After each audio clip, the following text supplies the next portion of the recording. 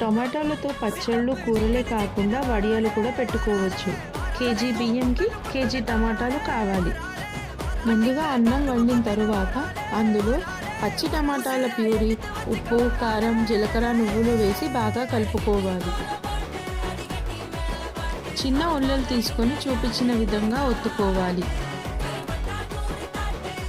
రోజంతా ఎండలో ఎండిన తరువాత రివర్స్ చేసి నెక్స్ట్ డే ఎండబెట్టుకోవాలి.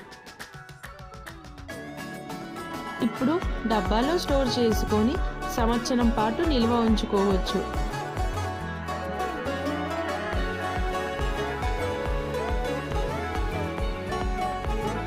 ప్రెషర్ కుక్కర్లో వండిన అన్నం అయితే వడియాల కోసం బాగుంటుంది.